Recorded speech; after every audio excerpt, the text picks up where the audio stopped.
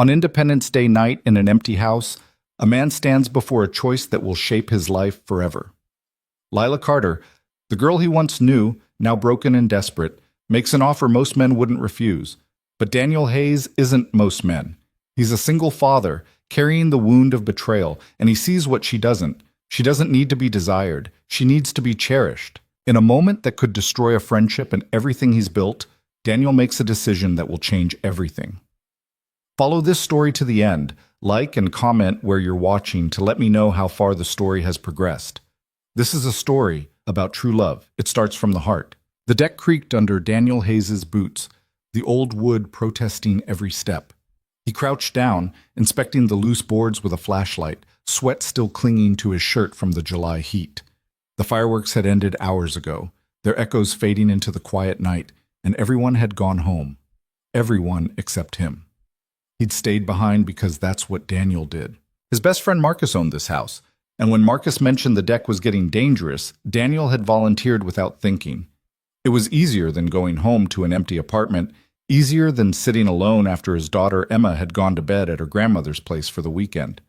The truth was, Daniel didn't mind the work. At 32, he'd learned that keeping his hands busy kept his mind from wandering into places he didn't want it to go. Places like the memory of his ex-wife, Sarah, walking out 3 years ago with barely a backward glance. Places like the fear that he was failing Emma somehow, that being a single father wasn't enough. He hammered another nail into place, the sound sharp in the stillness. "You're still here." Daniel nearly dropped the hammer. He turned, squinting against the porch light. Lila Carter stood in the doorway, barefoot, wearing an oversized sweater that hung off one shoulder. Her dark hair was pulled back loosely, strands escaping around her face. She looked different from earlier in the evening when she'd been laughing with the others, a drink in her hand, pretending everything was fine. Now she just looked tired. "Yeah," Daniel said, straightening up. "Marcus mentioned the deck was about to give out. Figured I'd take care of it." "At midnight? Better than waiting for someone to fall through." Lila stepped out onto the porch, wrapping her arms around herself despite the warmth. "Marcus went to bed an hour ago. He doesn't even know you're still out here." Daniel shrugged. "He will in the morning." She studied him for a moment, her expression unreadable. They'd known each other for years. She was Marcus's younger cousin, someone who'd always been around at family gatherings, though Daniel had never paid much attention. She'd been in college when he'd first met her, confident and untouchable, the kind of person who seemed to glide through life without friction. But something had changed. She'd moved back to town 2 months ago, and the confidence was gone. There was a brittleness to her now, like she was holding herself together with sheer willpower. "Can I sit?" she asked. "It's not my porch." She sat anyway, lowering herself onto the steps and tucking her knees up under the sweater. Daniel hesitated, then set down the hammer and joined her, leaving a respectful distance between them. For a while, neither of them spoke. The neighborhood was silent except for the distant hum of cicadas and the occasional car passing on the main road. "Do you remember Josh?" Lila asked suddenly. Daniel frowned. "Your ex?" "Yeah." "I remember Marcus mentioning him. You two were together a long time, right? 5 years?" She said it flatly, like she was reciting a fact that had lost all meaning. "We broke up 3 months ago." "I'm sorry." "Don't be." She picked at the hem of her sweater. It needed to happen. Daniel didn't know what to say to that, so he said nothing. He'd learned that silence was often better than empty platitudes. Lila tilted her head back, staring up at the sky. "You ever feel like you don't know who you are anymore? Like you spent so long being what someone else wanted that you forgot what you wanted?" "Yeah," Daniel said quietly. "I have." She glanced at him, surprised. "Really?" "My ex-wife, Sarah. She left 3 years ago." He exhaled slowly, the old wound still tender despite the time. Said she didn't sign up for this life, the kid, the responsibility, the routine. She wanted something else. What did she want? "I don't know. She never said. Just packed her things and left." He rubbed the back of his neck, feeling the familiar ache. "Took me a long time to stop wondering if I could have been different, if I could have been enough." Lila's voice softened. "And now?" "Now I know it wasn't about me. It was about her, but knowing that doesn't make it easier." She nodded slowly, like she understood. "Josh was controlled. Everything had to be perfect. The way I dressed, the way I acted, even when we... She stopped, shaking her head. It doesn't matter. It does if it still bothers you. Of course it bothers me. Her voice cracked just a little. 5 years, Daniel. 5 years of feeling like I was failing some test I didn't even know I was taking. And at the end of it, he looked at me like I was disposable. Daniel's jaw tightened. He didn't know Josh, but he already hated him. He had this way of making everything feel like a transaction, Lila continued, her words spilling out now like she'd been holding them in too long. Even sex. It was scheduled. Tuesdays and Saturdays, like clockwork. And if I wanted more or wanted it to mean something, he'd get annoyed, said I was being needy. Daniel felt a flash of anger on her behalf, but he kept his voice calm. That's not love. I know that now, she laughed bitterly. But when you're in it, you convince yourself it's normal, that maybe you're the problem. You're not the problem, Lila. She looked at him then, really looked at him, and something shifted in her expression. Vulnerability mixed with something else, something desperate. Can I ask you something? She said. Sure. Do you think I'm attractive? Daniel blinked, caught off guard. What? It's a simple question. She turned toward him, her eyes searching his face. Do you think I'm attractive? Lila, I just need to know. Her voice was trembling now, her composure cracking. Because Josh made me feel like I wasn't, like I was too much work, too demanding, and I need to know if that's true. If I'm... You're beautiful, Daniel said firmly, cutting her off. Anyone can see that. She let out a shaky breath, tears welling in her eyes. Then why did he make me feel so ugly? Daniel's chest tightened. He wanted to reach out, to offer some kind of comfort, but he kept his hands where they were. Because he's an idiot who didn't deserve you. I don't feel beautiful, she whispered. I feel broken. You're not broken. Then prove it. The words hung in the air between them, heavy and dangerous. Daniel stared at her, his mind racing. What are you asking me? Lila wiped at her eyes, her voice barely audible. I'm asking you to touch me. To make me feel like I'm not worthless. Daniel's heart hammered in his chest. He understood what she was asking, and every instinct in his body screamed at him to say no. Not because he didn't find her attractive, he did. Not because he didn't want to help her, he did. But because he knew, with absolute certainty, that giving in would be the worst thing he could do. Lila, he said gently, I can't. Her face crumpled. Why not? Because that's not what you need. You don't know what I need. I think I do. He shifted closer, careful not to touch her. You're hurting, and you're looking for something to take the pain away, even if it's just for a little while. But this, what you're asking for, it won't help. It'll just make you feel worse. You don't know that. I do. His voice was steady, but his hands were shaking. Because I've been where you are. After Sarah left, I was a mess. And I made some bad choices trying to prove I was still worth something. But those choices didn't fix me. They just made me feel emptier. Lila's tears were falling freely now, and she didn't bother wiping them away. I just want to feel wanted. I know. Daniel's throat tightened. But you're asking the wrong question. It's not about being wanted. It's about being valued. And I can tell you right now, you deserve more than some guy using you to make yourself feel better for a night. I'm not asking for forever, she said desperately. I'm just asking for right now. And what about tomorrow? Daniel asked. What happens when you wake up and realize it didn't fix anything? What happens when you look at me and see just another guy who took what you offered without caring what it cost you? She flinched, and he knew he'd hit a nerve.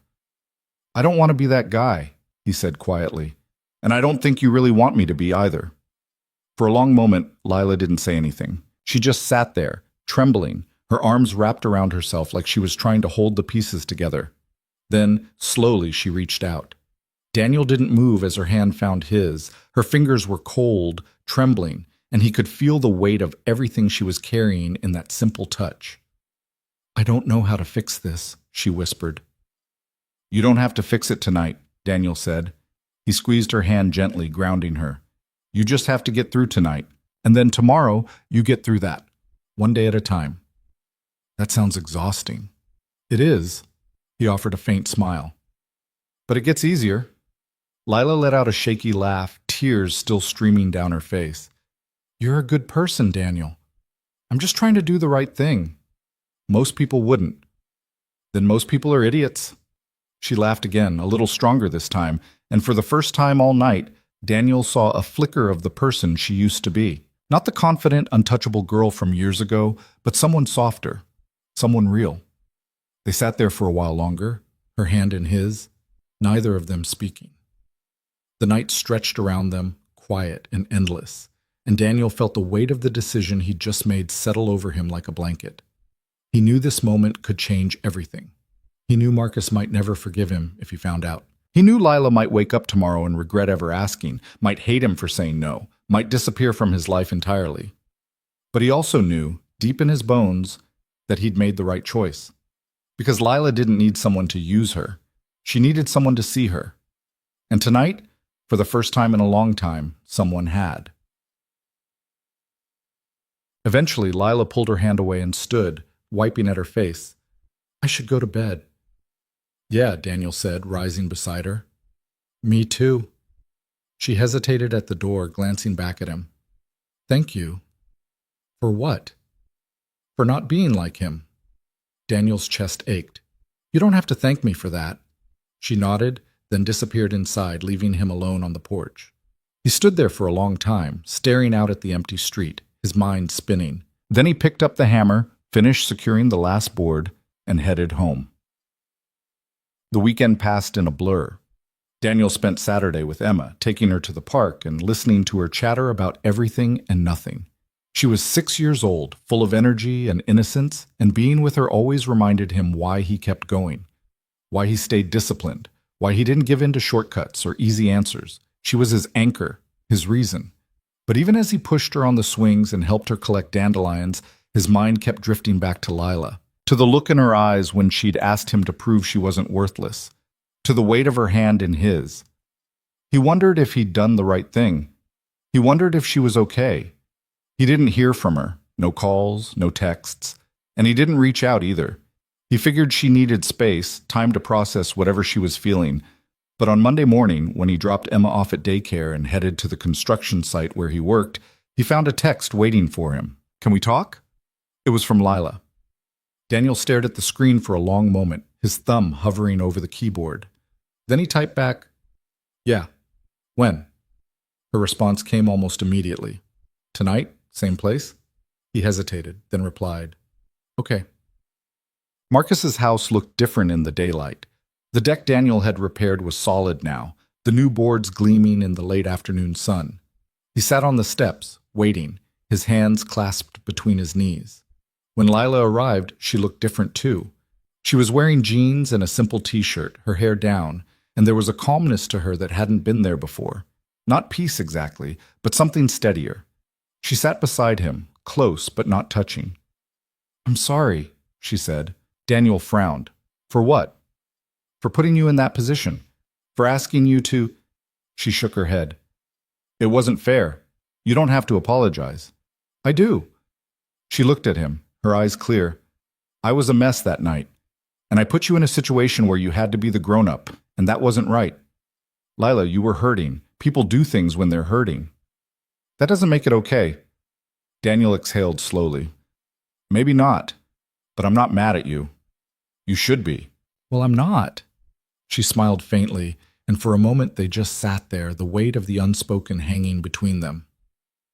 I've been thinking a lot, Lila said finally, about what you said, about being valued instead of wanted. Yeah? And I think you were right. She tucked a strand of hair behind her ear. I've been so focused on trying to prove I'm desirable that I forgot to ask if I even like the person I'm trying to be desirable for. Daniel nodded. That's a good place to start. I don't know who I am anymore, she admitted. I spent so long being Josh's girlfriend that I lost track of Lila. And now that he's gone, I don't know what's left. Then maybe it's time to find out. She looked at him, something hopeful flickering in her expression. How? One step at a time. Daniel leaned back, resting his elbows on the step behind him. You don't have to have it all figured out today. Just start asking yourself what you want. What makes you happy? what you believe in. That sounds hard. It is, but it's worth it. Lila was quiet for a moment, then said, "Can I ask you something else?" "Sure." Do you think we could be friends?" Daniel's eyebrows rose. "You want to be friends?" "I know it's weird," she said quickly, "after everything, but I feel like you're the only person who sees me right now, and I could use a friend who doesn't treat me like I'm about to shatter." Daniel considered it. Being friends with Lila would be complicated. It would mean seeing her regularly, navigating whatever this strange connection was between them. And there was always the risk that Marcus would find out about what had happened and misunderstand. But when he looked at her, really looked at her, he saw someone who needed exactly what he'd needed 3 years ago. Someone who believed she was worth the effort. "Yeah," he said, "we can be friends." Her smile was small but genuine. "Thank you." "Don't thank me yet. I'm terrible at remembering birthdays." She laughed, and the sound was lighter than anything he'd heard from her before. Masman. Over the next few weeks, they fell into a rhythm. It started small, texts here and there, mostly Lila checking in to say she'd had a good day or asking Daniel for advice on something mundane. Then it grew into coffee meetings, quick lunches on his break from the construction site, evening walks when Emma was with her grandmother. They talked about everything and nothing. Lila told him about her job at a marketing firm, how she'd been going through the motions for months but was starting to care again. Daniel told her about Emma, about the way she insisted on wearing mismatched socks because she thought it was funny, about how she'd started asking questions about her mom that he didn't know how to answer. And slowly, carefully, they built something that felt like trust. But it wasn't without tension. There were moments when Daniel caught Lila looking at him a certain way, her gaze lingering a little too long. Moments when he felt the pull of something unspoken between them, something that went beyond friendship but hadn't been named yet. He ignored it, because naming it would mean risking everything they'd built, and he wasn't ready for that. Neither was she. One evening, they drove out to a state park just outside town, parking near a trail that wound through the woods. The sun was setting, casting everything in shades of gold and amber, and the air smelled like pine and earth. "I used to come here when I was a kid," Lila said as they walked. "My dad would bring me and Marcus. We'd hike for hours." "Do you still talk to your dad?" "Sometimes." Her voice was careful. "He remarried a few years ago. We're not as close as we used to be." "That's hard." "Yeah." She kicked a loose stone on the path. "But it's okay. I've learned that people change. Relationships change. You can't hold on to the past forever." Daniel glanced at her. "You sound like you've been doing some thinking." "I have." She smiled, a little shy. "I've been seeing a therapist." "Yeah?" "Started 2 weeks ago. It's intense, but good." "I'm glad." "She asked me about you," Lila said. Daniel's steps faltered. "Me?" "Yeah, I told her about that night, about what you said." She looked at him, her expression open. "She said you probably saved my life." "That's a little dramatic." "Is it?" Lila stopped walking, turning to face him fully. "Daniel, I was in a really dark place. And you didn't take advantage of that. You could have. Most people would have. But you didn't." Daniel shoved his hands in his pockets, uncomfortable with the weight of her gratitude. "I just did what anyone should do." "But they don't," she said softly. "That's the point. You're different." He didn't know what to say to that, so he started walking again, and she fell into step beside him. Well, it was early August when things shifted. Daniel had Emma for the weekend, and on a whim, he invited Lila to join them at the community pool. She'd hesitated at first. Meeting Emma felt like crossing a line, but eventually she'd agreed. Emma, predictably, loved her. "You're really pretty," Emma announced within 5 minutes of meeting Lila, her 6-year-old bluntness on full display. Lila laughed, crouching down to Emma's level. "Thank you. You're pretty too." "I know." Emma grinned, showing off a missing front tooth. "Daddy says I look like my mom." Lila glanced at Daniel, who gave a faint shrug. "Your mom must be beautiful," Lila said. "She is, but she doesn't live with us anymore." Emma said it matter-of-factly, like she was reciting the weather. "Daddy says she's on an adventure." Daniel's chest tightened. He tried to explain Sarah's absence in a way Emma could understand, but the truth, that her mother had simply left, was too harsh for a 6-year-old. "Well," Lila said gently, "it sounds like your dad is doing a pretty good job taking care of you." Emma nodded enthusiastically. "He's the best. He makes me pancakes on Sundays and lets me pick the syrup." Lila smiled, and when she stood, Daniel saw something in her eyes that made his heart ache. Not pity, but something softer. Understanding, maybe, or respect. They spent the afternoon at the pool, Emma splashing and laughing while Daniel and Lila sat on the edge, their feet dangling in the water. It felt easy, natural, like they'd been doing this for years. And for the first time since Sarah left, Daniel let himself imagine what it might be like to have someone beside him. Not just anyone. Lila. But he pushed the thought away. It was too soon. For both of them. That night, after Emma had gone to bed, Daniel sat on his apartment's small balcony, a beer in hand. His phone buzzed with a text from Lila. "Thank you for today. Emma is wonderful."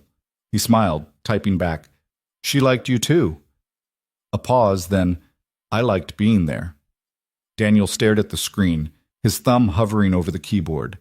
Then he typed, "Me too." Another pause, longer this time. "Can I tell you something?" "Yeah. I think I'm starting to figure out who I am again." Daniel's chest swelled with something he couldn't name. "I'm glad. It's because of you." He frowned, typing quickly. "It's not because of me. It's because of you. You did the work. But you showed me it was worth doing." Daniel didn't know how to respond to that, so he set the phone down and leaned back in his chair, staring up at the stars. For the first time in a long time, he felt something like hope.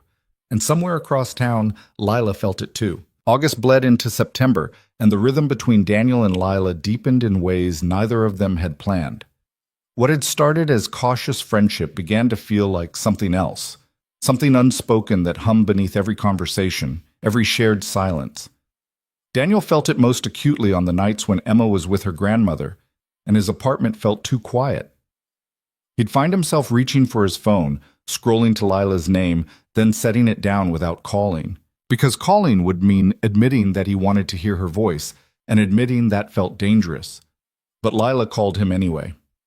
"Hey," she said one Thursday evening, her voice bright but uncertain. "Are you busy?" Daniel was sitting on his couch, halfway through a rerun of a game he'd already watched. "Not really. What's up?" "I just got home from therapy and I'm—" She paused, and he could hear her moving around, the sound of keys dropping on a counter. "I don't know. Restless, I guess. Can we talk?" "Yeah, of course." She exhaled, and he heard the scrape of a chair. "Dr. Brennan asked me today what I was afraid of." "What'd you say?" I didn't know how to answer. Her voice was quieter now, more vulnerable. "I mean, I know I'm afraid of a lot of things. Being alone. Being too much. Not being enough." But she kept pushing, asking what the root was, and I finally said, "I'm afraid I'll never trust anyone again." Daniel's grip tightened on the phone. "That's not unreasonable." She said something that stuck with me, though. Lila hesitated. She said fear's just information. It tells you what matters to you, and if I'm afraid of never trusting anyone, it means trust still matters, that I haven't given up on it. She sounds smart. She is. Lila laughed softly. She also said I should probably stop texting you at midnight asking if you think my haircut looks bad. Daniel grinned despite himself. "I told you it looked fine." "You said it looked like hair." "Because it does. It's hair. On your head. What else am I supposed to say?" She laughed again, and the sound loosened something in his chest. "You're terrible at compliments." "I know." They talked for another hour, about nothing and everything. Lila told him about a project at work that was driving her crazy, about a coworker who kept leaving passive-aggressive notes in the break room. Daniel told her about Emma's latest obsession with dinosaurs, how she'd insisted on wearing a T-Rex costume to daycare 3 days in a row. And when they finally hung up, Daniel sat in the dark for a long time, staring at his phone. He was in trouble. He knew it. Because somewhere between fixing Marcus's deck and sitting beside Lila at the pool, he'd started caring about her in a way that went beyond friendship, and he didn't know what to do with that. The next morning, Marcus called. Hey man, Marcus said, his voice casual. You free this weekend? Thought we could grab a beer, watch the game. Daniel hesitated. He and Marcus had been best friends since high school, the kind of friendship that didn't require constant maintenance, but was always there when it mattered. But lately, Daniel had been avoiding him, afraid that Marcus would pick up on something Daniel wasn't ready to explain. Yeah, Daniel said finally. I can do that. Cool. Saturday night? Works for me. When Saturday came, Daniel dropped Emma off at her grandmother's and met Marcus at a sports bar downtown. The place was loud, crowded, filled with the smell of fried food and the roar of competing televisions. They grabbed a booth in the back, ordered beers and wings, and settled in. For the first quarter, they talked about safe things. Work. Emma. The Broncos' chances this season. But halfway through the second quarter, Marcus set down his beer and looked at Daniel with the kind of directness that always meant trouble. So, Marcus said, you and Lila. Daniel's stomach dropped. What about us? Come on, man. You've been hanging out with her a lot. We're friends. Marcus raised an eyebrow. Just friends? Yeah, just friends. Daniel forced himself to meet Marcus's gaze, even though his heart was hammering.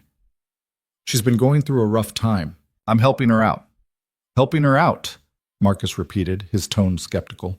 What's that supposed to mean? It means I've known you a long time, Daniel, and I've seen the way you look at her.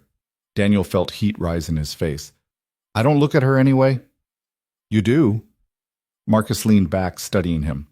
And I'm not saying it's a bad thing. Lila's great, she's family, but she's also my cousin, and she just got out of a bad relationship. So if you're thinking about making a move, I'm not making a move, Daniel said sharply. Okay. I'm serious, Marcus. We're friends.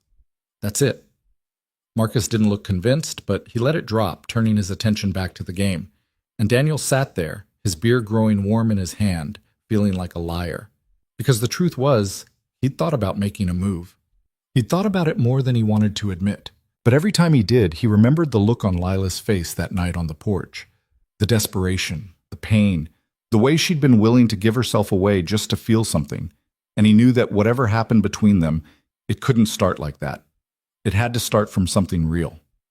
The game ended, and they paid the tab and walked out into the cool night air. Marcus clapped him on the shoulder as they reached their cars. Look, Marcus said, I'm not trying to give you a hard time. I just care about her, you know? She's been through a lot. I know. And you're a good guy, Daniel. One of the best. But if you're going to be in her life, just be careful. Don't mess with her head. Daniel nodded, swallowing against the tightness in his throat. I won't. Marcus studied him for another moment, then nodded. Good. They said their goodbyes and Daniel drove home in silence, Marcus's words echoing in his head. The following week, Lila texted him out of the blue. Are you free tonight? Daniel was at the construction site, taking a break between pouring concrete. He wiped the sweat from his forehead and typed back, Yeah, what's up? I want to show you something. Can you meet me at 7? Where? She sent him an address, a park on the east side of town he'd never been to. Okay, he replied. See you then. When he arrived that evening, the sun was just starting to set, painting the sky in streaks of pink and orange.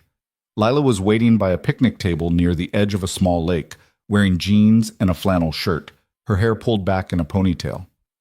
Hey, she said, smiling as he approached. Hey, he glanced around. What's this about? You'll see. She grabbed a small backpack from the table and started walking toward the lake. Come on, Daniel followed, curious. They walked along a narrow trail that wound through the trees, the sound of their footsteps muffled by fallen leaves. After a few minutes, the trail opened up into a clearing, and Lila stopped. This, she said, gesturing around them, is where I used to come when I was a kid. When things got too loud at home, I'd ride my bike out here and just sit, think. Daniel looked around. The clearing was small, bordered by tall pines, with a view of the lake through the gaps in the trees. It was quiet, peaceful, the kind of place that felt removed from the rest of the world. It's nice, he said. I haven't been here in years. Lila set down her backpack and sat on the ground, patting the spot beside her. But I've been thinking a lot about the things that used to make me happy, before Josh, before I lost myself. And this place kept coming up. Daniel sat beside her, leaving a small space between them. So you came back? I came back. She pulled her knees up to her chest, wrapping her arms around them. And it still feels the same, like nothing's changed. That's good, right? I think so. She glanced at him, her expression soft. I wanted to share it with you because you've been helping me remember who I was. And I thought, I don't know. I thought you should see this part of me. Daniel's chest tightened. Thank you. They sat in silence for a while, watching the light fade over the lake. The air was cooling, and Daniel could smell the faint scent of pine and earth, could hear the distant call of birds settling in for the night. Can I ask you something? Lila said eventually. Yeah. Why did you say no that night? Daniel turned to look at her, surprised. What? On the porch. When I asked you to... She stopped, biting her lip. You could have said yes. A lot of guys would have. But you didn't, and I've been trying to understand why. Daniel exhaled slowly, choosing his words carefully. Because it wouldn't have been real. What do you mean? You weren't asking me because you wanted me, he said. You were asking because you wanted to feel wanted, and there's a difference. Lila looked down at her hands. You're right. I didn't want to be just another guy who used you when you were vulnerable. I wanted... He stopped, unsure how much to say. You wanted what? She prompted gently. I wanted you to see yourself the way I saw you, he said quietly, as someone worth more than that. Her eyes glistened, and she blinked rapidly. I didn't see it then, but I see it now. Good. She turned to face him fully, her voice trembling. Daniel, I need to tell you something. His pulse quickened. Okay. I'm scared, she said. I'm scared because I'm starting to feel things for you that I didn't plan on feeling. And I don't know if that's real or if it's just, I don't know, gratitude or rebound or something broken in me looking for someone to fix it. Daniel felt like the ground had shifted beneath him. Lila, let me finish. She took a shaky breath. I don't want to mess this up, whatever this is, because you've been so patient with me, and I don't want to ruin it by pushing for something you don't want. Who says I don't want it? The words were out before he could stop them. Her eyes widened. What? Daniel ran a hand through his hair, his heart pounding.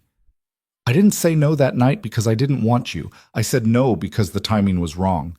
Because you needed a friend, not whatever that would have been. And now? Her voice was barely a whisper. Now I don't know.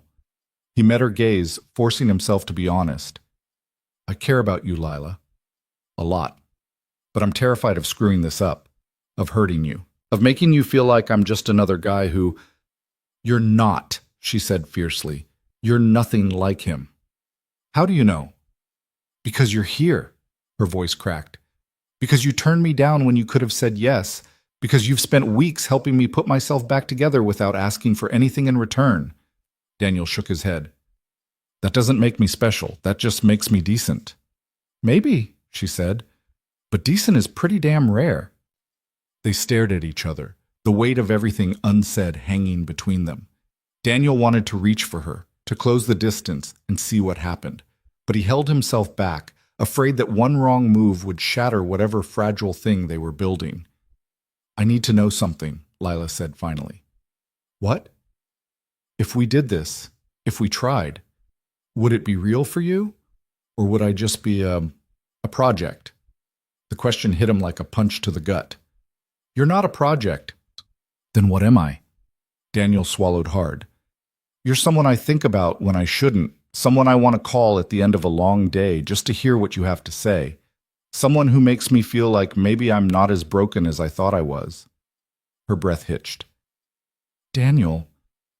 But I'm scared too, he admitted, because I have Emma to think about. And if this goes wrong, it's not just us who get hurt. It's her, and I can't... His voice broke. I can't put her through that again. Lila reached out, her hand hovering over his. I wouldn't do that to her. Or to you. You don't know that. People change. Feelings change. I know. Her hand settled gently on top of his.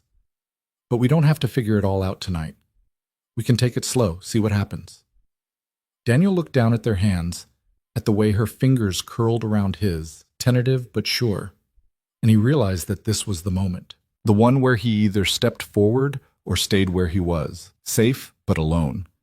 He turned his hand over, lacing his fingers through hers. "Okay," he said. Slow. Her smile was tremulous but real. Slow.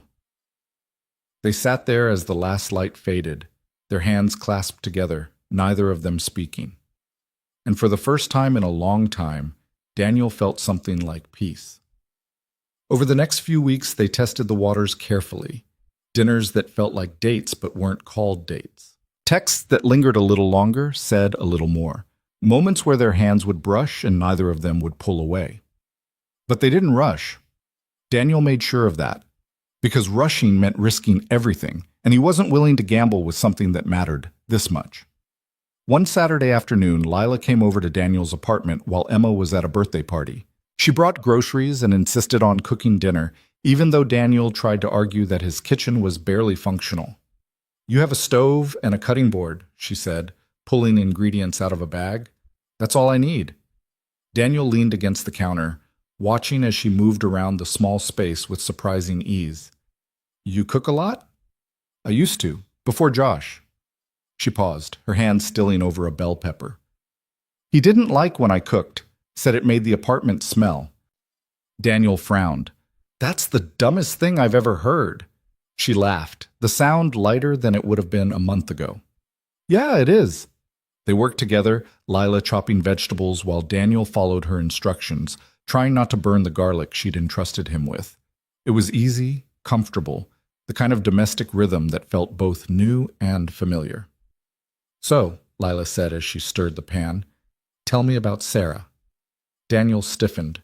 "What do you want to know?" "I don't know. Anything. You've heard all about Josh, but I don't really know what happened with her." Daniel leaned back against the counter, crossing his arms. "There's not much to tell. We got married young, too young probably, and for a while it was good, but then Emma came and everything changed." "Changed how?" "Sarah didn't want to be a mom," he said bluntly. "She thought she did. But when it actually happened, when it was diapers and sleepless nights and no time for herself, she couldn't handle it." Lila's expression softened. "That must have been hard." It was. Daniel's jaw tightened. But what really got me was the way she left. No fight, no trying to work it out, just gone. Like we didn't matter enough to even try. "I'm sorry." "Don't be. It's been 3 years. I'm over it." Lila gave him a look that said she didn't believe him, but she didn't push. Instead, she turned back to the stove, adjusting the heat. "Do you ever worry Emma will ask about her? About why she left?" "She already has," Daniel said quietly. "I told her that sometimes people need to go on adventures, that her mom loves her but needed to find something for herself." "Do you think that's true?" "I don't know. Maybe." He shrugged. "I just didn't want her to grow up thinking she wasn't enough. That's not a weight a kid should carry." Lila turned to face him, her eyes shining. "You're a good dad, Daniel. I'm trying." "No, you are." She stepped closer, her voice firm. "Emma is lucky to have you." Daniel's throat tightened and he looked away, uncomfortable with the praise. "She's the best thing that ever happened to me." "I can tell." They ate dinner on the couch, plates balanced on their laps. A cooking show playing quietly on the television. Lila had made some kind of pasta with vegetables and chicken, and it was better than anything Daniel had cooked in months. "This is really good," he said between bites. "Don't sound so surprised." "I'm not. I just didn't know you could cook like this." She grinned. "There's a lot you don't know about me." "Yeah?" He set down his fork, turning to face her. "Like what?" "Like I can juggle." Daniel laughed. "No, you can't." "I can. My dad taught me when I was 10. "Prove it." She rolled her eyes but stood up, grabbing 3 oranges from the fruit bowl on the counter. And then, to Daniel's amazement, she actually started juggling. "Holy shit," he said, staring. "Told you." She kept the oranges going for a few more seconds before catching them one by one, grinning triumphantly. "I'm full of surprises." "Apparently." She sat back down, closer this time, and Daniel felt the shift between them. The air seemed heavier, charged with something unspoken. "What else don't I know?" he asked quietly. Lila's smile faded, replaced by something more serious. I'm terrified of this. Of what? Of us. She set her plate aside, her hands trembling slightly. Of wanting something and having it fall apart. Daniel reached out, covering her hand with his. I'm terrified too. Really? Yeah. He squeezed her hand gently. But I think that's okay. Being scared means it matters. She looked at him, her eyes searching his face. Do you think we're crazy for even trying this? Maybe. He offered a faint smile. But I'd rather be crazy with you than safe and alone. Her breath caught, and for a moment neither of them moved. Then slowly she leaned in. Daniel's heart hammered as the distance between them closed. He could see the flecks of gold in her eyes, could feel the warmth of her breath. And when her lips brushed against his, soft, tentative, testing, he felt the world narrow to just this moment. He pulled back almost immediately, his hand still holding hers. Wait, he said, his voice rough. Lila froze, her eyes wide. I'm sorry. I shouldn't have... No. He cupped her face gently, his thumb brushing her cheek. I want to. I really want to. But not like this. Like what? Not on my couch with a cooking show in the background. He smiled, even though his heart was racing. You deserve better than that. Her eyes filled with tears, but she was smiling too. You're impossible. I know. She laughed, a watery sound, and leaned her forehead against his. Okay, not like this. Not like this, he agreed. They stayed like that for a long moment, their foreheads touching, their breaths mingling. And Daniel felt something shift inside him, something that had been locked away for years slowly opening. When Lila finally pulled back, she wiped at her eyes, laughing softly. You're going to make me fall in love with you, aren't you? Daniel's chest tightened. Is that a bad thing? I don't know yet. Fair enough. They finished dinner in a comfortable silence, and when Lila left that night, Daniel stood at the door, watching her walk to her car. She turned back once, waving, and he waved back. And as he closed the door and leaned against it, he realized something. He was already falling, and for the first time in a long time, he wasn't afraid of where he'd land. The following Tuesday, Emma asked the question Daniel had been dreading. They were sitting at the kitchen table, her homework spread out between them, simple addition problems that she kept getting distracted from. She'd drawn a smiley face in the margin of her worksheet, then added what looked like a dinosaur wearing a hat. Daddy, she said, not looking up from her drawing, do you like Lila? Daniel's pen froze midair. He'd been checking her work, but now all he could do was stare at the top of her head, at the way her ponytail was slightly crooked because she'd insisted on doing it herself that morning. Yeah, he said carefully. She's nice. No, I mean, do you like her? Daniel set down the pen. Where's this coming from? Emma finally looked up, her expression serious in the way only a 6-year-old could manage. You smile when you talk to her, like the way Prince Eric smiles at Ariel. I do not smile like a cartoon character. You do. She went back to her drawing, adding what might have been a crown to the dinosaur. It's okay if you like her. I like her too. Daniel's chest tightened.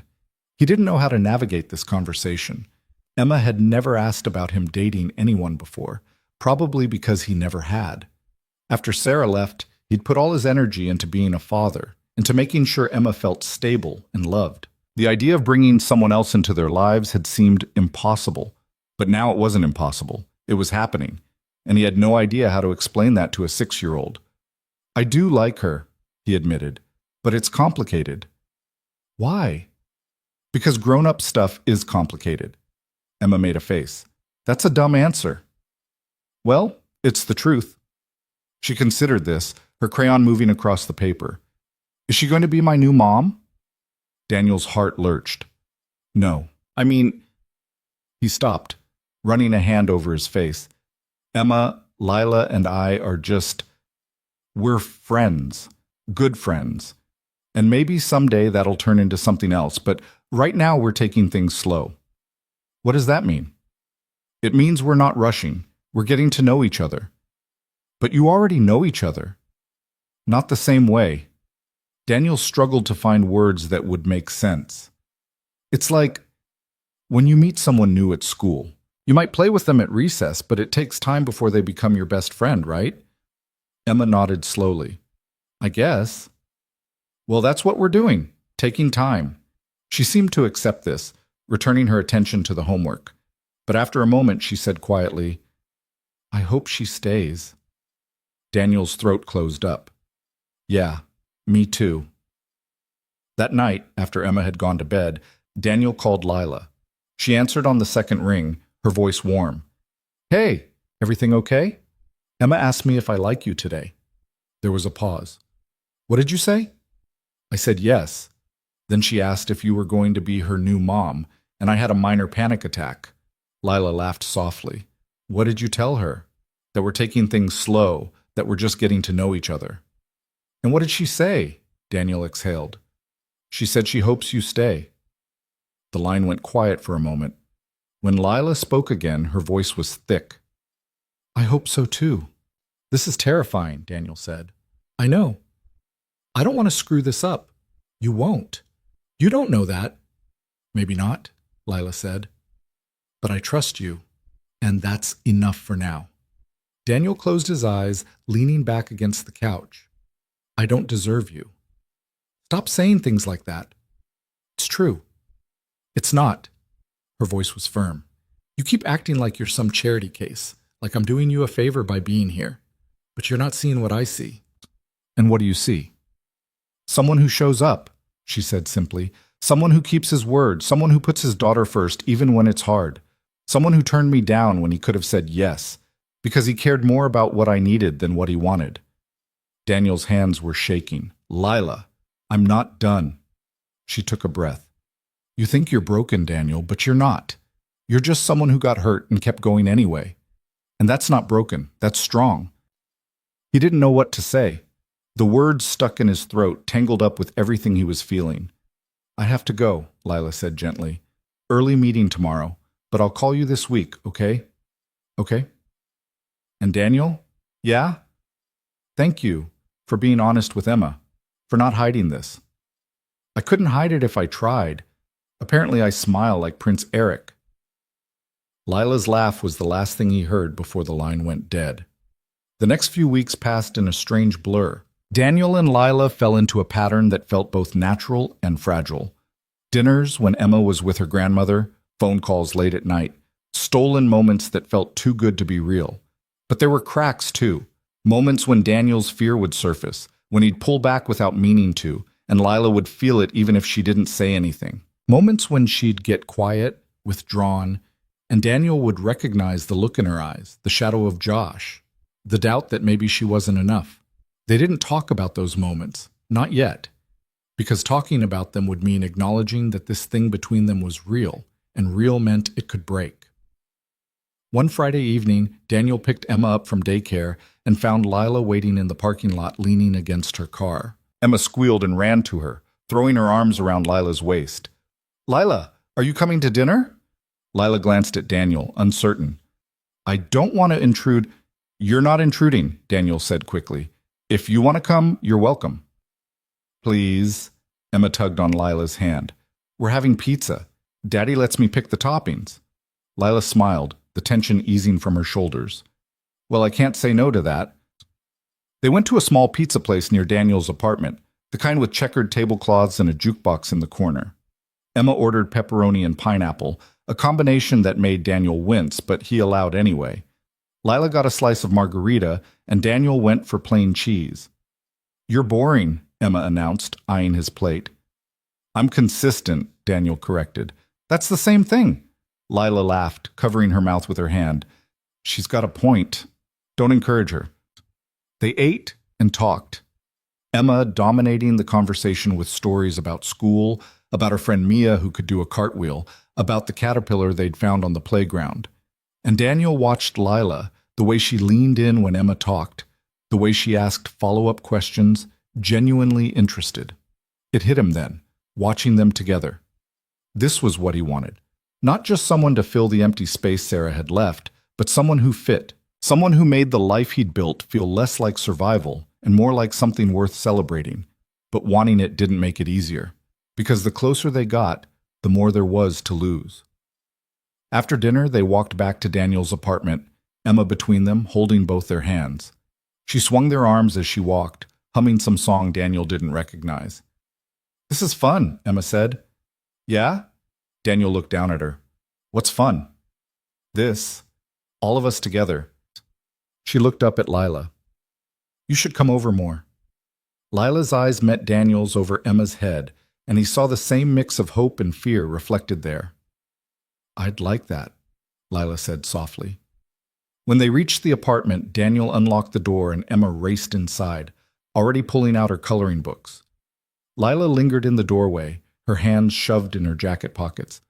"I should probably go," she said. "You don't have to." "I know, but Emma has school tomorrow, and I don't want to—" "Lila." Daniel stepped closer, lowering his voice. "Stay, just for a little while." She hesitated, then nodded. They sat on the floor with Emma, coloring in the princess book she'd brought home from school. Daniel was terrible at staying inside the lines, and Emma kept criticizing his technique, while Lila worked with careful precision, her tongue caught between her teeth in concentration. "You're really good at this," Emma said, peering over Lila's shoulder. "I used to color a lot when I was your age." "Did you have a favorite princess?" Lila thought about it. "Belle, from Beauty and the Beast." "Why?" "Because she liked to read, and she didn't care what other people thought of her." Emma nodded seriously, like this made perfect sense. "I like Moana, because she's brave." "That's a good choice." Daniel watched them, something settling in his chest. This was what normal felt like, what peace felt like, and it scared him how much he wanted it. An hour later, Emma's eyes started drooping, and Daniel scooped her up, carrying her to her room. He tucked her in, pulling the blanket up to her chin. "I like Lila," Emma mumbled, already half asleep. "I know you do." "Don't let her leave, okay?" Daniel's heart clenched. "I'll try, kiddo." "Promise?" "I promise." She was asleep before he left the room. Daniel stood in the doorway for a moment, watching her breathe, then closed the door quietly and returned to the living room. Lila was putting away the coloring books, stacking them neatly on the coffee table. She looked up when he entered, and there was something raw in her expression. "She asked you not to let me leave, didn't she?" Lila said. Daniel stopped. "How did you know?" "Because I heard her. The walls are thin." She sat down on the couch, wrapping her arms around herself. "Daniel, I need to say something." He sat beside her, his stomach knotting. "Okay, I'm falling for you." The words came out in a rush, like she'd been holding them back too long. "And I know we said slow, and I know we're supposed to be figuring this out, but I can't pretend anymore. I'm falling for you, and it terrifies me." Daniel's breath caught. "Lila, let me finish." Her hands were shaking. "I'm terrified because I don't trust myself. I don't trust that I'm not just latching on to you because you're safe, because you're kind, because you didn't take advantage of me when you could have. I don't trust that this is real, and not just me trying to fix something broken inside myself." "It's real," Daniel said quietly. "How do you know?" "Because I feel it too." He reached for her hand, lacing his fingers through hers. "And I'm just as scared as you are." She looked at him, tears spilling down her cheeks. "What if we're making a mistake?" "Then we'll make it together." "That's not comforting." "I know." He wiped a tear from her cheek with his thumb. "But it's the truth. I can't promise you this will work. I can't promise I won't screw it up. But I can promise I'll try. And I can promise I won't walk away when it gets hard." Lila's breath hitched. "You swear?" "I swear." She closed her eyes, leaning into his touch. "I don't know how to do this. How to be with someone without losing myself. Then we'll figure it out, one step at a time." "What if I'm too much? What if I need too much?" Daniel's voice was firm. "You're not too much. And even if you were, I'd rather have too much of you than not enough." She let out a choked laugh, opening her eyes. "You're really bad at comforting people." "I know, but I love you for it anyway." The words hung in the air between them, and Daniel felt his heart stop. "What did you just say?" he asked. Lila's eyes widened like she hadn't meant to say it out loud. Say it again." "Daniel? Please." She took a shaky breath. "I love you, I know it's too soon and I know we're supposed to be taking it slow, but I can't help it. I love you. Daniel pulled her close, wrapping his arms around her. She buried her face in his shoulder, and he felt her tears soaking through his shirt. I love you too, he whispered into her hair. She pulled back, staring at him. You do? Yeah. I've been trying not to say it because I didn't want to scare you off. But yeah, I love you. Lila's face crumpled, and she kissed him. Not tentative this time, not testing. Real. Her hands cupped his face, and Daniel kissed her back, pouring everything he felt into it. The fear, the hope, the desperate, aching need to make this work. When they finally pulled apart, both of them were breathing hard. That was... Lila started. Yeah. She laughed, wiping at her eyes. I can't believe I just said that. I can't believe I said it back. Do you mean it? Every word. She rested her forehead against his. This is crazy. Probably. We're going to screw this up, aren't we? Maybe. Daniel kissed her forehead. But at least we'll screw it up together. She smiled, and for the first time since he'd met her, it reached her eyes. They sat like that for a long time, wrapped up in each other, the weight of what they'd just admitted settling around them. And Daniel felt something shift inside him, something that had been guarded for years, finally opening. Eventually, Lila stood, reluctant. I really should go. It's late. Okay. She hesitated at the door, looking back at him. I meant it, you know. What I said. I know, so did I. She smiled, then left, and Daniel stood there for a long time after she was gone, trying to process what had just happened. He'd told her he loved her, and she'd said it back, and for the first time in 3 years he let himself believe that maybe, just maybe, this could work. But the next morning, everything fell apart. Daniel was at the construction site pouring concrete for a foundation when his phone rang. It was Marcus. Hey man, Daniel said, wiping sweat from his forehead. What's up? We need to talk. Marcus's voice was tight, and Daniel's stomach dropped. About what? About you and Lila. Daniel closed his eyes. Marcus. She told me. Marcus's voice was hard. She told me you two are together. Yeah, we are. And you didn't think to mention this to me? I was going to. When, Daniel? When were you going to tell me you're dating my cousin? Daniel's jaw tightened. It's not like that. Then what is it like?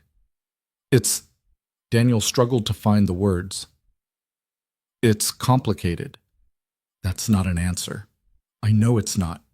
Daniel exhaled, frustration rising. Look, I didn't plan this. It just happened.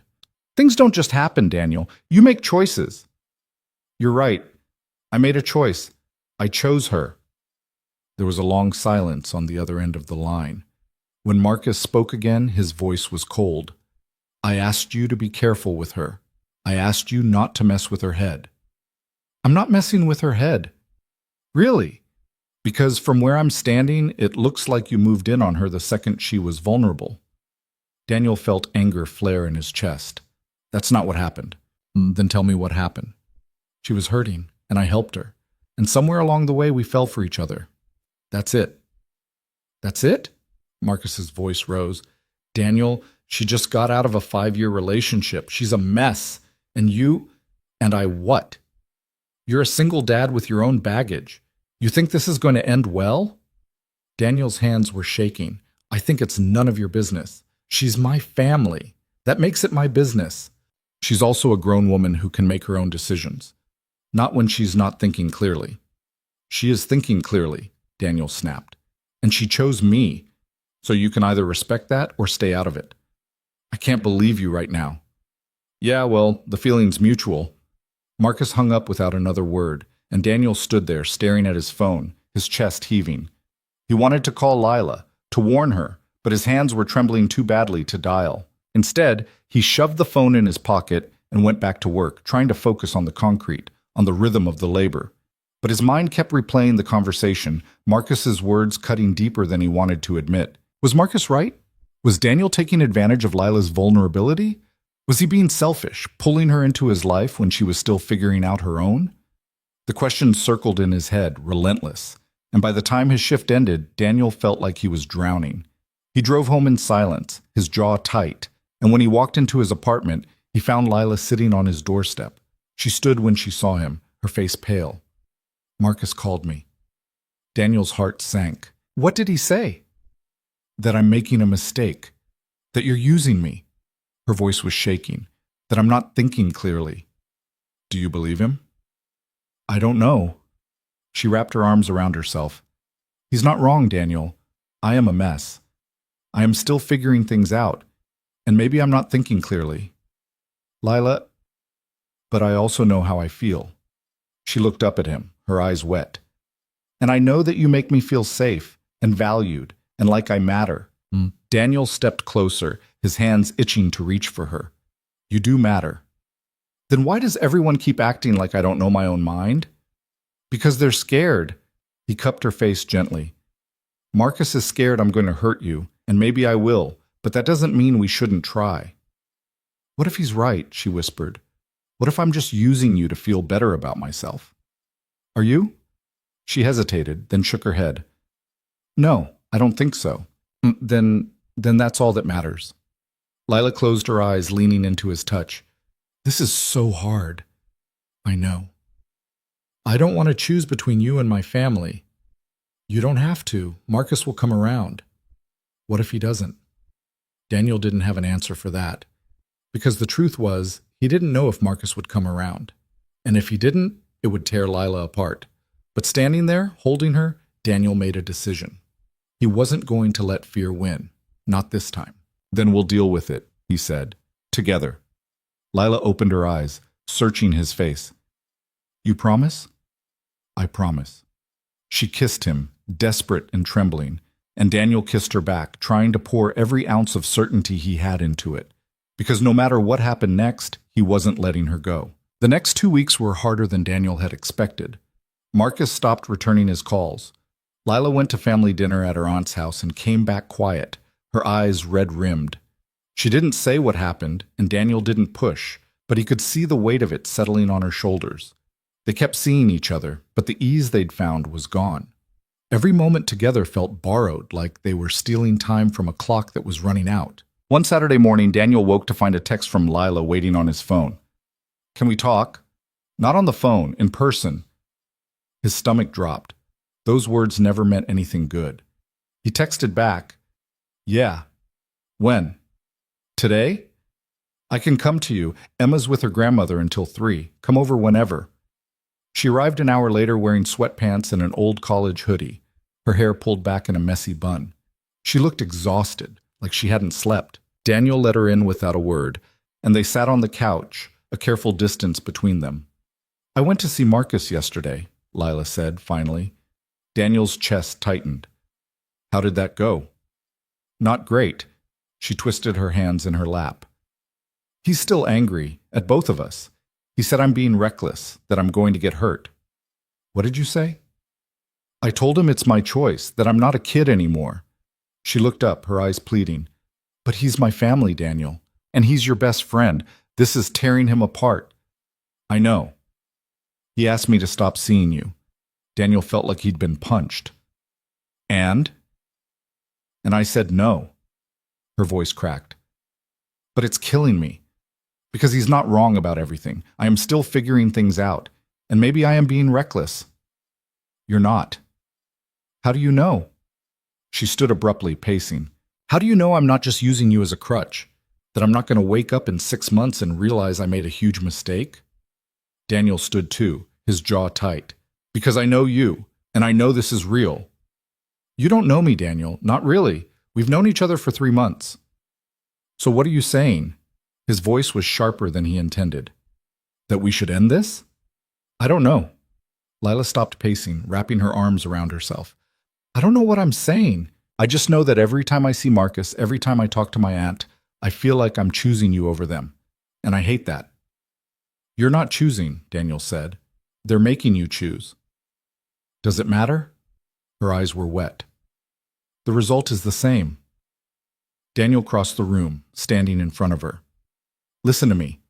I get that this is hard. I get that you're scared. But if you walk away because other people don't approve, you're going to regret it. You don't know that? I do. He took her hands, holding them tight.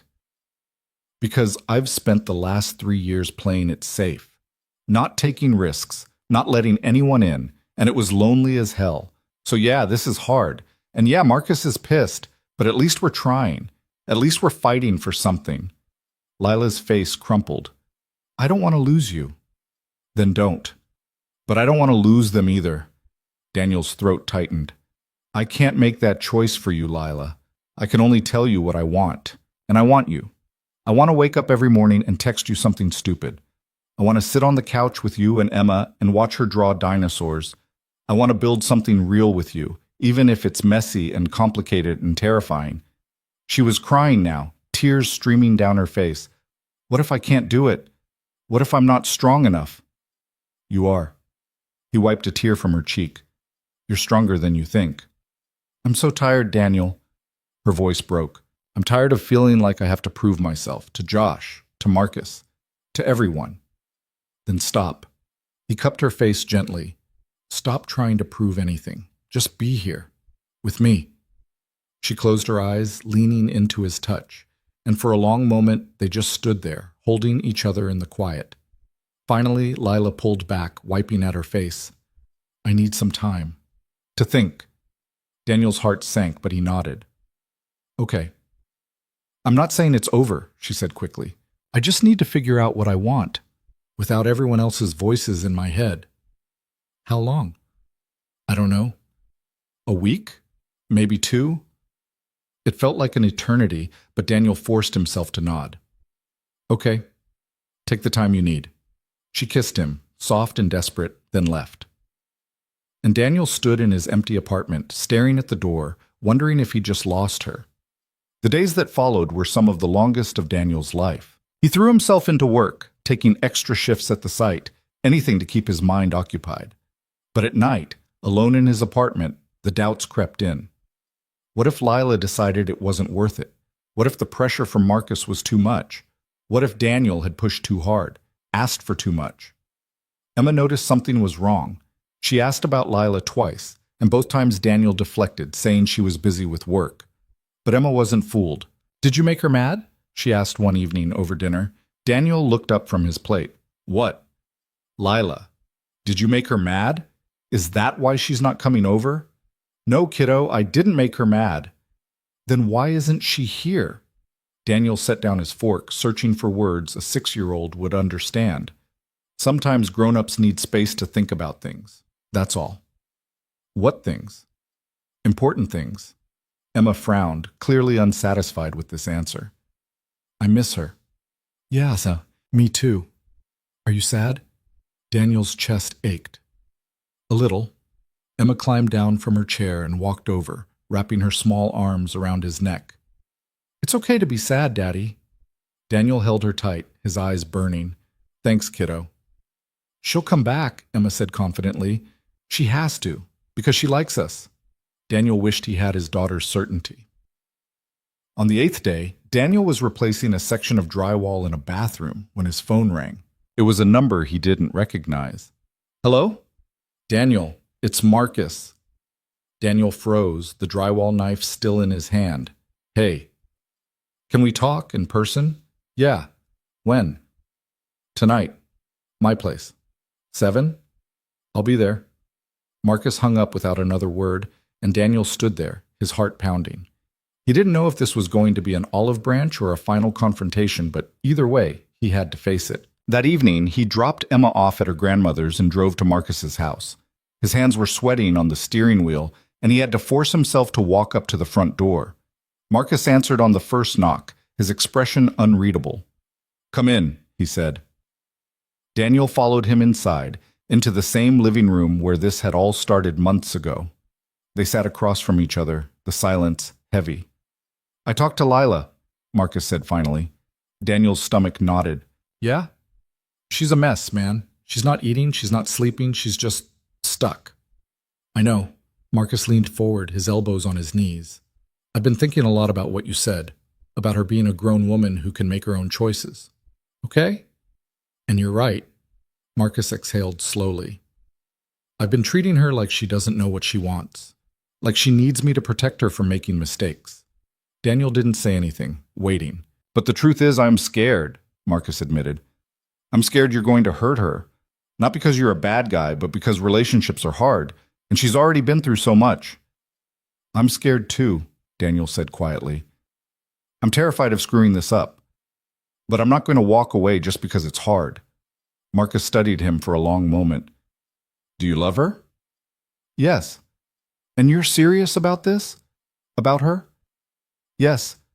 Marcus nodded slowly. Then I'm sorry for being an ass, for making this harder than it needed to be. Daniel felt something loosen in his chest. You were just looking out for her. I was, but I went about it the wrong way. Marcus ran a hand over his face. She's important to me. You both are. And I should have trusted that you wouldn't hurt her on purpose. I won't, Daniel said. I can't promise it'll be perfect, but I can promise I'll try. That's all I'm asking. Marcus stood, extending his hand. We good? Daniel stood too, shaking his hand. Yeah, we're good. Marcus pulled him into a brief hug, clapping him on the back. Don't make me regret this. I won't. When Daniel left Marcus's house, he felt lighter than he had in weeks, but he still hadn't heard from Lila, and he didn't know if she'd made a decision. He drove home, his mind racing, and when he pulled into his parking lot, he found her sitting on the steps outside his building. She stood when she saw him, her arms wrapped around herself. Daniel's heart hammered as he walked toward her. Hey. Hey. Her voice was soft, uncertain. How long have you been waiting? About an hour. Daniel sat on the step, and she sat beside him, close but not touching. I talked to Marcus, she said. Me too. He told me he apologized to you. Yeah. Lila was quiet for a moment, staring at her hands. I've been doing a lot of thinking about what I want, about what I need. Daniel's chest tightened. And I realized something. She looked at him, her eyes red but clear. I've spent my whole life trying to be what other people wanted. Josh wanted me to be low maintenance, so I was. My dad wanted me to be successful, so I pushed myself into a career I didn't care about. Marcus wanted me to be careful, so I almost walked away from the best thing that's happened to me in years. Lila, let me finish. She took a shaky breath. But I don't want to do that anymore. I don't want to live my life based on what everyone else thinks I should do. I want to make my own choices, even if they're messy, even if they're wrong. They're not wrong. Maybe, maybe not. She turned toward him fully. But I want to find out. With you. Daniel felt his throat close up. You sure? No. She laughed, wiping at her eyes. I'm terrified, but I'm sure about how I feel, and I'm sure that I don't want to lose you. Daniel reached for her hand, lacing his fingers through hers. You're not going to lose me. Promise? I promise. She kissed him then, and it felt different from before. Not desperate or uncertain, but grounded, real. When they pulled apart, Lila rested her forehead against his. I love you. I love you too. This is going to be hard, she said. I know. We're going to fight. We're going to mess up. Probably. But I want to try anyway. Daniel smiled, kissing her forehead. Then let's try. They sat on the steps for a long time, holding each other, and Daniel felt something settle inside him. Not certainty exactly, but something close to it. A belief that maybe, just maybe, they could make this work. Over the next few weeks, things began to shift. Lila started coming over more often, joining Daniel and Emma for dinners, helping with homework, becoming part of the rhythm of their lives. It wasn't perfect. There were still moments of doubt, still arguments about small things that weren't really about the small things at all, but they worked through it, together. One evening, Lila stayed late after Emma had gone to bed. They were sitting on the couch, her head on his shoulder, when she said quietly, I saw Dr. Brennan today. Yeah? How'd it go? Good. She played with the edge of his shirt. We talked about you. About us. Daniel's stomach tightened. What did she say? She said I seem happier, more grounded.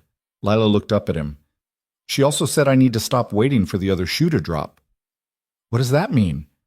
It means I keep expecting you to leave, or to realize I'm too much work, or to wake up one day and decide this isn't worth it. Daniel turned to face her fully. That's not going to happen. You don't know that. I do. He took her hand, squeezing gently, because I've been where you are. After Sarah left, I spent months waiting for the next bad thing to happen, waiting for Emma to get sick, or for my job to fall through, or for something else to go wrong, because if I was expecting it, it wouldn't hurt as much. Did it work? No. He smiled faintly. It just made me miserable. And it took me a long time to realize that waiting for disaster doesn't protect you. It just keeps you from enjoying the good things while they're here. Lila's eyes glistened. So what do I do? You stop waiting. He kissed her forehead. You trust that I'm here, that I'm staying, and you let yourself be happy. That's easier said than done. I know, but I'll remind you, every day if I have to. She smiled, tears slipping down her cheeks. You're annoyingly patient, you know that? I've been told. She laughed, wiping at her face. I don't deserve you. Stop saying that. It's true. It's not. Daniel's voice was firm. You deserve someone who sees you, who values you, who doesn't make you feel like you have to earn their love. And I'm going to keep proving that until you believe it. Lila buried her face in his shoulder, and he held her while she cried. Not the desperate, broken tears from months ago, but something softer, something that felt like release. When she finally pulled back, she was smiling through the tears. I'm going to hold you to that. Good. No, they stayed up late that night, talking about everything and nothing. About Lila's job and the project she was working on that was finally starting to come together. About Emma and the art contest at school she'd entered. About the future, tentative and uncertain but no longer terrifying. And when Lila finally left, kissing him goodnight at the door, Daniel stood there for a long time afterward, feeling something he hadn't felt in years. Hope. The next Saturday, Daniel took Emma and Lila to the lake. It was late October now, the trees turning gold and red, the air crisp with the first hint of winter. They packed a picnic, sandwiches and chips and the cookies Lila had insisted on baking the night before. Emma ran ahead on the trail, collecting leaves and rocks, while Daniel and Lila walked side by side. She's happy, Lila said, watching Emma. Yeah, she is. So am I. Lila glanced at him. Happy, I mean. Daniel smiled. Me too. They reached the clearing by the water, and Emma immediately started building what she called a fairy house out of sticks and leaves. Daniel and Lila spread out a blanket, sitting close together. I've been thinking, Lila said after a while. About what? About moving. Daniel's heart skipped. Moving where? Not far, just closer.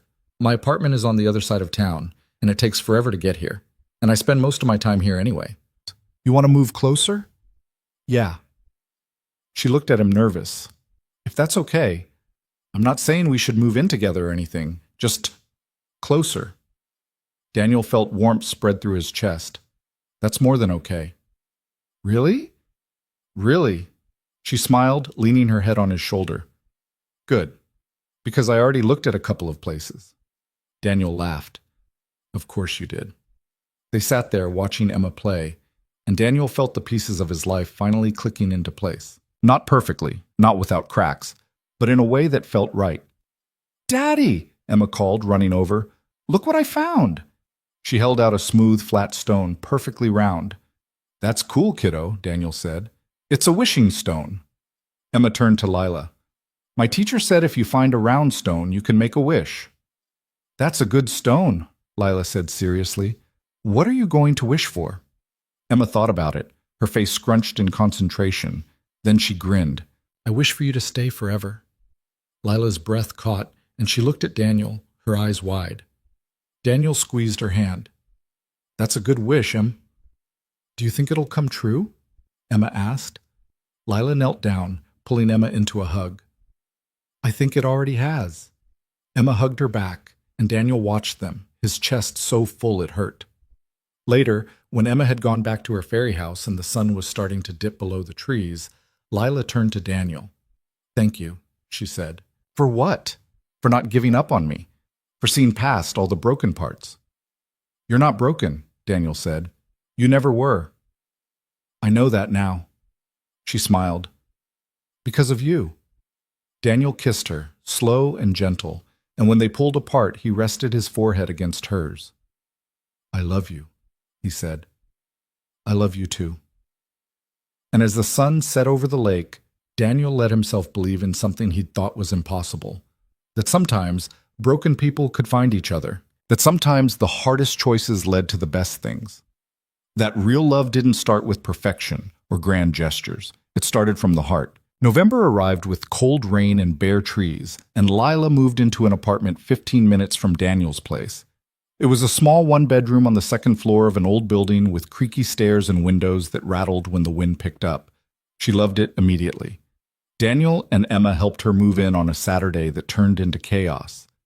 Emma insisted on carrying boxes that were too heavy for her, and Lila kept rearranging furniture only to change her mind 5 minutes later. By the time they finished, all three of them were exhausted, sitting on the floor surrounded by half-unpacked boxes and eating pizza straight from the box. "This place is perfect," Emma announced, tomato sauce on her chin. "You think so?" Lila asked. "Yeah, it smells like cinnamon." Daniel sniffed the air. "That's the candle she's been burning for 3 hours. Still counts." Emma grinned, then scrambled to her feet. "Can I see the bedroom again?" "Go ahead," Lila said, and Emma disappeared down the hallway. Daniel leaned back against the couch, watching Lila. She looked different now, lighter somehow, like a weight had been lifted. Her hair was pulled back in a ponytail, and she was wearing one of his old construction company t-shirts that she'd stolen weeks ago and refused to give back. "You're staring," she said without looking at him. "I know. Why?" "Because I'm trying to figure out how I got this lucky." She turned to him, rolling her eyes. "You're such a sap." "I know that too." Lila crawled over, settling herself between his legs and leaning back against his chest. He wrapped his arms around her, resting his chin on top of her head. "I'm scared," she said quietly. "Of what?" "That I'm going to wake up and this will all be gone. That it's too good to be real." Daniel tightened his hold on her. "It's real." "How do you know?" "Because I can feel you right here." He pressed his hand against her heart. "And I'm not going anywhere." She turned her head, kissing him softly. "Promise?" "Promise." Emma came running back into the room, breaking the moment. "Can we have sleepovers here?" "Please." Lila laughed, pulling away from Daniel. "We'll see." "That means yes, right, Daddy?" "That means we'll see," Daniel said, but he was smiling. The weeks that followed fell into a rhythm that felt both new and familiar. Lila came over for dinner most nights, bringing groceries and cooking meals that were infinitely better than anything Daniel could make. She helped Emma with homework, listened to her stories about school, and somehow convinced her that broccoli wasn't actually the worst vegetable in the world. And slowly, carefully, she became part of their lives in a way that felt permanent. But it wasn't without challenges. There were nights when Lila would go quiet, retreating into herself, and Daniel would have to coax her back out, reminding her that she was safe, that he wasn't Josh, that she didn't have to be perfect. There were mornings when Daniel would wake up in a panic, convinced that Lila would realize she'd made a mistake, that she'd leave the way Sarah had. They talked through it, sometimes at 2 a.m. over the phone, sometimes sitting on his couch while Emma slept in the next room. And each time they came out on the other side a little stronger. One evening in early December, Daniel took Lila back to the lake. It was cold now, the water dark and still, the trees skeletal against the sky. They walked along the shore bundled in jackets and scarves, their breath fogging in the air. "Why did you bring me here?" Lila asked. "Because this is where you told me you loved me." She stopped walking, turning to face him. "That was at your apartment." "You told me the second time here." He smiled. "The first time we were sitting on that blanket watching Emma. You said it so quietly I almost didn't hear it." Lila's eyes widened. "I did?" "You did." "I don't remember that." "I do." Daniel took her hands, holding them between his. "And I've been thinking about that moment a lot, about how scared we both were, about how we almost didn't do this because we were afraid." "Daniel, what—" "Let me finish." He squeezed her hands gently. "I've spent the last few months watching you put yourself back together, watching you figure out who you are without Josh, without anyone telling you who you should be. And you're incredible, Lila. You're strong and funny and stubborn as hell, and you make me want to be better." Her breath was coming faster now, her eyes shining. Why are you saying this? Because I want you to know that I see you, not the person you were trying to be for Josh, not the person you think you should be for me, just you, and I love every single part of it. A tear slipped down her cheek. Daniel, I'm not done. He let go of her hands, reaching into his jacket pocket. I know it's only been a few months. I know we're still figuring this out, but I also know that I don't want to spend another day wondering what if. I don't want to wait for the perfect moment because there is no perfect moment. There's just us, right here, right now. He pulled out a small box, and Lila's hands flew to her mouth. I'm not asking you to marry me, he said quickly. Not yet. But I'm asking you to keep doing this with me. To keep building something real, even when it's hard. To trust that I'm going to be here no matter what.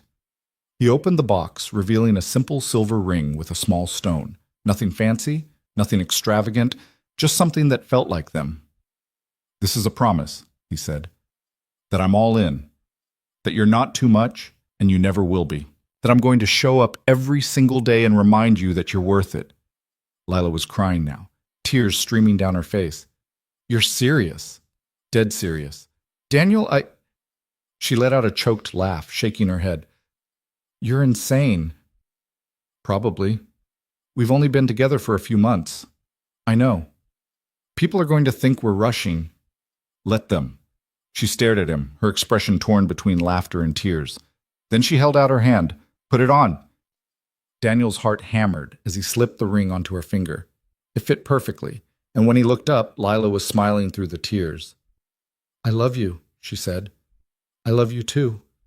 She kissed him, hard and desperate, her hands tangling in his hair, and Daniel kissed her back, pouring everything he felt into it, the fear, the hope, the absolute certainty that this was right.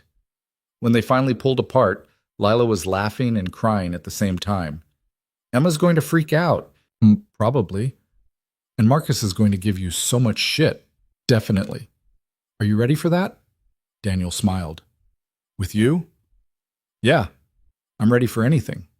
They walked back to the car hand in hand, and Daniel felt something settle inside him. Not the absence of fear, but the presence of something stronger. Faith. In himself. In Lila. In what they were building together. When they got back to his apartment, Emma was waiting with Daniel's mother, who'd been babysitting. Emma took one look at Lila's hand and shrieked, You got a ring! Lila knelt down, showing her. Your dad gave it to me. Does that mean you're staying? Yeah, kiddo, I'm staying. Emma threw her arms around Lila's neck, and Daniel watched them, his chest so full it hurt. His mother caught his eye from across the room, smiling, and Daniel smiled back. This was what he'd been afraid of for so long, letting someone in, risking the stability he'd worked so hard to build. But standing there, watching Emma and Lila, he realized that stability wasn't about keeping everything the same. It was about building something strong enough to weather the changes. And this, Lila, Emma, the life they were creating together, felt stronger than anything he'd ever built before. The next few weeks passed in a blur of normalcy. Lila stayed over more nights than not, her toothbrush appearing in Daniel's bathroom, her books piling up on his coffee table. They celebrated Thanksgiving together, just the three of them, cooking a meal that turned out half-burned but still perfect because they'd made it together. Marcus came by one evening in early December, showing up unannounced with a six-pack of beer. He and Daniel sat on the small balcony, bundled in jackets, while Lila helped Emma with a school project inside. So, Marcus said, taking a swig of his beer. I heard you gave her a ring. Daniel glanced at him. Yeah. That's a big step. I know. Marcus was quiet for a moment, then said, You happy? Yeah, I am. Good. Marcus clinked his bottle against Daniel's. Then I'm happy for you. Really? Really? Marcus leaned back in his chair. I was an ass about this whole thing. I was so worried about Lila getting hurt that I didn't stop to think about what she actually wanted. And what she wants is you. Daniel's throat tightened. Thanks, man. Don't make me regret saying that. I won't. They sat in comfortable silence for a while, and Daniel felt the last piece of tension between them dissolve. Things weren't perfect, they never would be, but they were good. And that was enough. Christmas came, and with it, the first real test. Sarah called. Daniel was at the construction site when his phone rang, and when he saw her name on the screen, his stomach dropped. He almost didn't answer, but something made him pick up. Hello? Daniel, it's me. Her voice was the same, smooth, confident, like no time had passed at all. What do you want, Sarah? I want to talk. About Emma. Daniel's jaw tightened. What about her? I want to see her. For Christmas. No. Daniel, you don't get to do this, he said, his voice hard. You don't get to disappear for 3 years and then show up like nothing happened. I know I messed up. You didn't mess up, you left. You walked away from your daughter without looking back, and now you want to come back because it's convenient for you?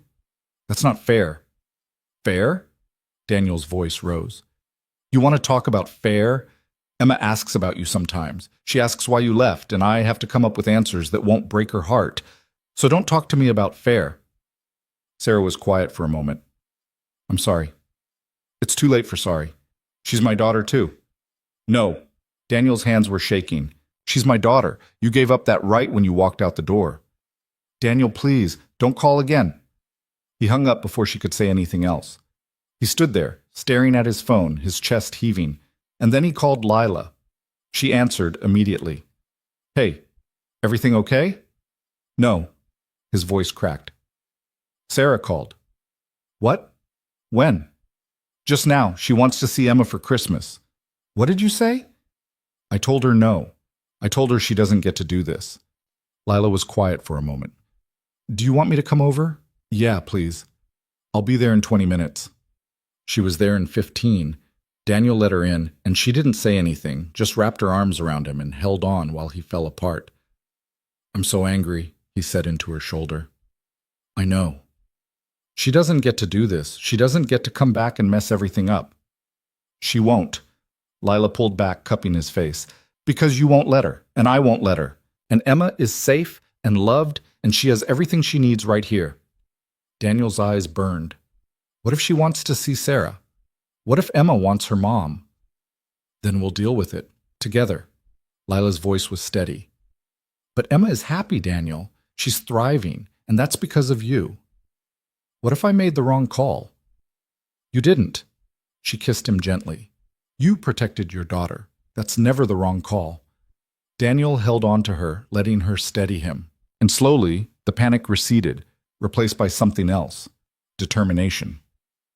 That night, after Emma had gone to bed, Daniel sat down with Lila.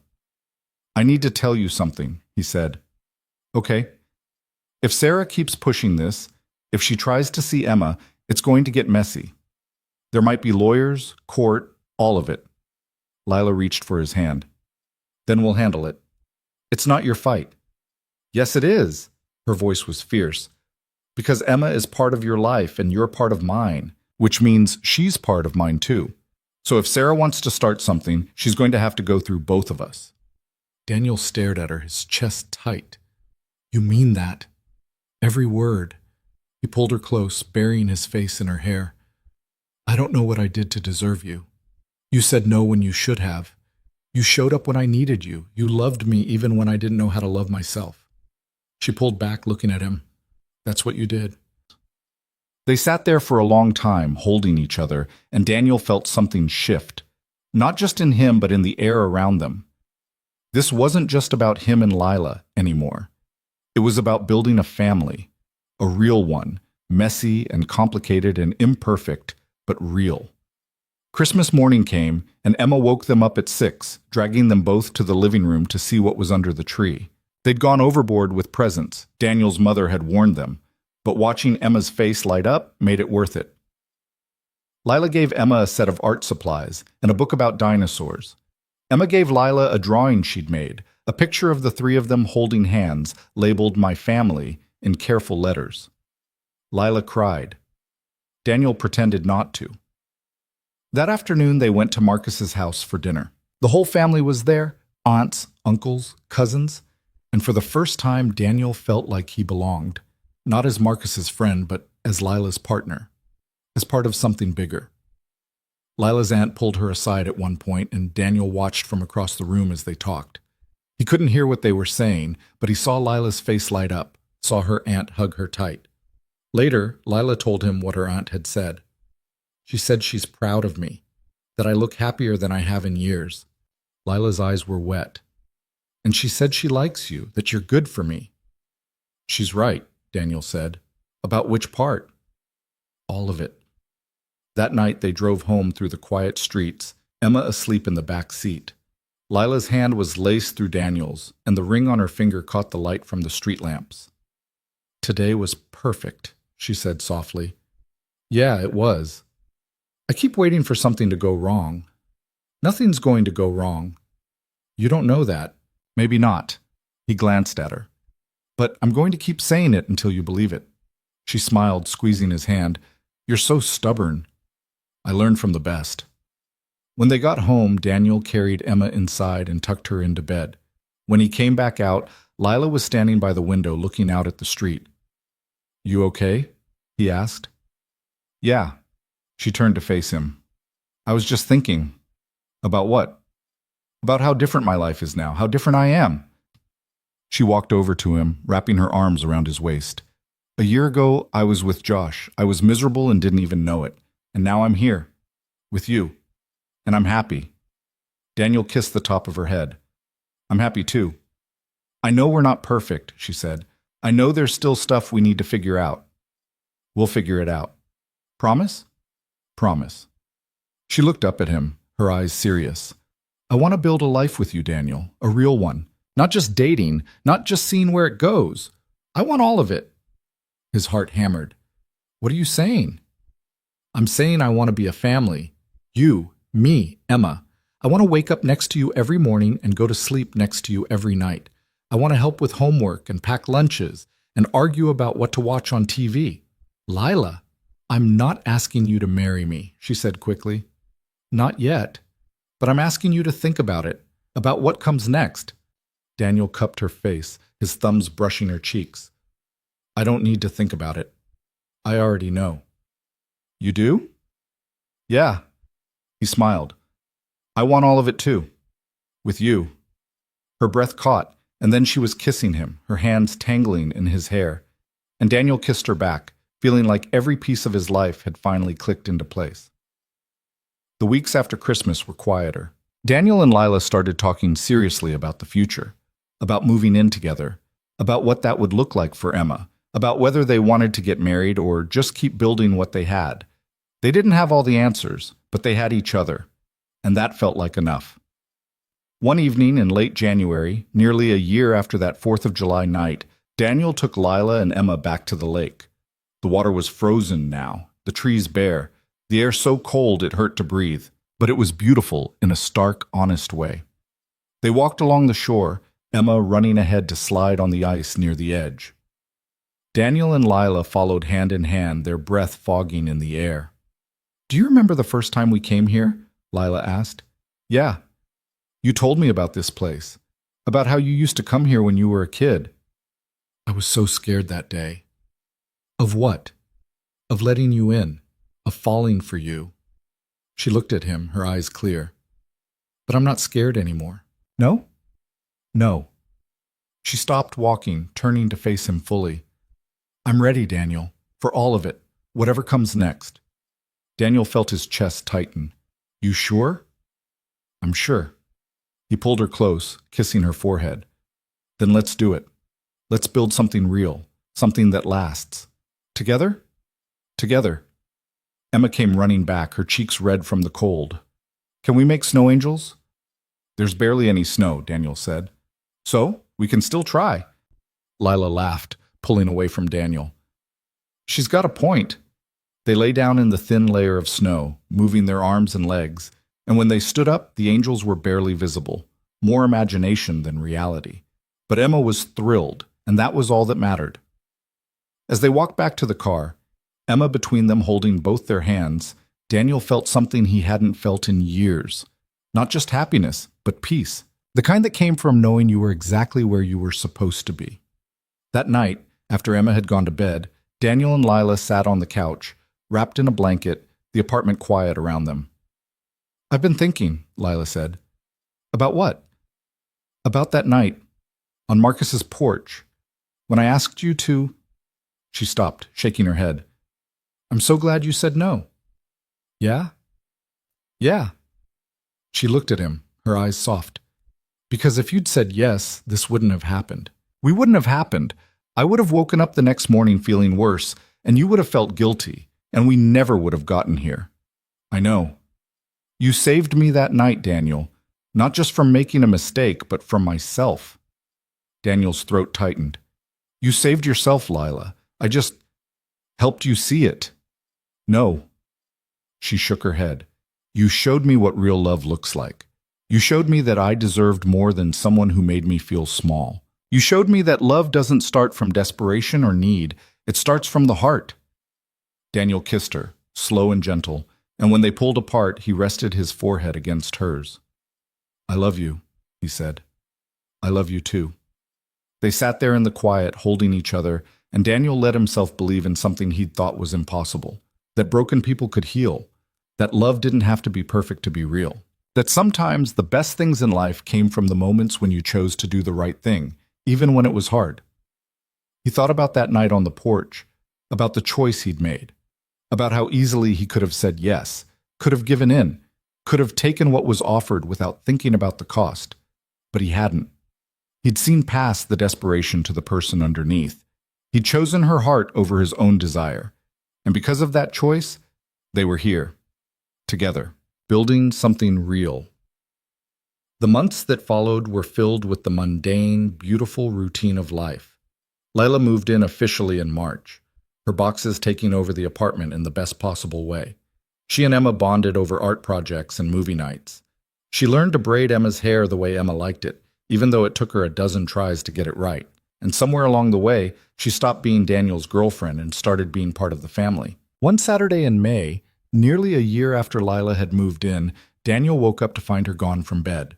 He found her in the kitchen, making pancakes while Emma sat at the table drawing. Morning, Lila said, smiling at him over her shoulder. Morning. He kissed her, then Emma's forehead. What's the occasion? No occasion, I just felt like making pancakes. Emma looked up from her drawing. Lila makes them better than you, Daddy. Traitor, Daniel said, but he was grinning. They ate breakfast together, the three of them, and Daniel watched the way Lila laughed at Emma's stories, the way she reached over to wipe syrup off Emma's chin, the way she fit into their lives like she'd always been there. Later that night, after Emma had gone to bed, Daniel found Lila on the balcony, wrapped in a blanket, staring up at the stars. Hey, he said, sitting beside her. Hey, what are you thinking about? How different my life is now. She glanced at him. A year ago, I couldn't imagine being here, being happy, and now I can't imagine being anywhere else. Daniel took her hand, lacing his fingers through hers. Me neither. I want to marry you, she said suddenly.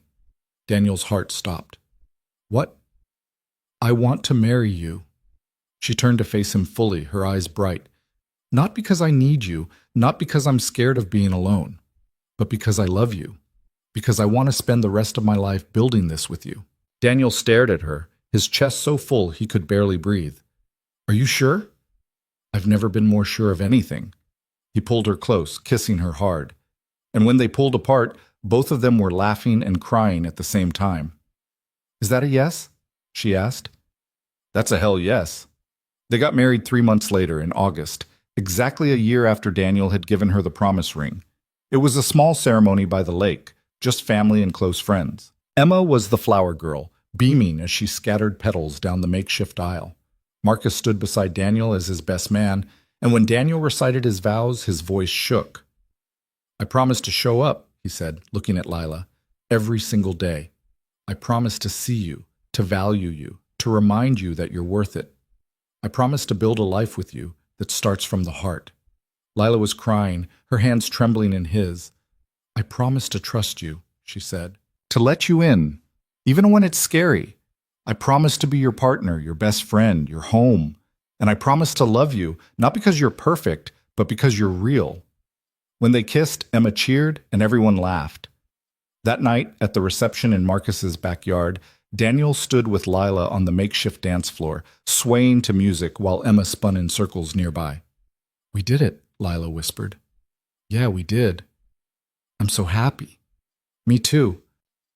She rested her head on his chest, and Daniel held her close, feeling like every piece of his life had led to this moment.